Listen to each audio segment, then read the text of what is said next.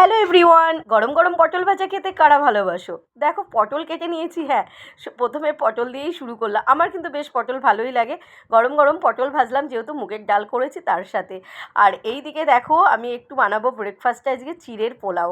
তাই সমস্ত রকম সবজি কেটে নিয়েছি। অনেক দিন পর বলতে পারো এই ব্রেকফাস্টটা বানাচ্ছি, কেননা খুব কয়দিন চিলা টাইপের ব্রেকফাস্টগুলো বেশি বানাচ্ছিলাম। তো অনেক দিন পর চলে এলাম চিড়ের পোলাও করতে। কালকেই বাবান বলছিল, মা চিড়ের পোলাওটা অনেক দিন খাওয়া হয়নি, তাই দেখো কাজু কিশমিশ সমস্ত সবজি দিয়ে পছন্দ মতন, আর তার মধ্যে একটু সয়া সস, টমেটো সস সব কিছু দিয়ে দেখো একদম ইয়ামি ইয়ামি বলতে পারো চিড়ের পোলাও কিন্তু রেডি।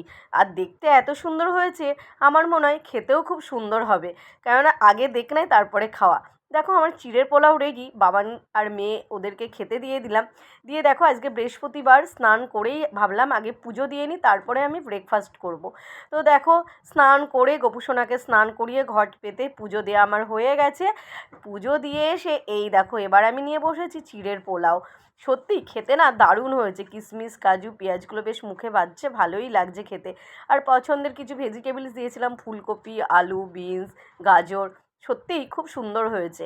তোমাদের চিড়ের পোলাও কাদের কাদের ভালো লাগে তোমরা কমেন্ট করে জানিও। আর সাথে একটু আমি চা বসিয়ে দিয়েছি, যেহেতু সকাল থেকে এত কাজকর্ম করে খুব ক্লান্ত লাগছে, ভাবলাম একটু চা খেয়ে নিই। তো গরম গরম চা নিয়ে এলাম, আর ঠান্ডার মুখে বেশ ভালোই লাগছে। তো এই ছোটো ভিডিওটাই তোমাদের সাথে শেয়ার করলাম।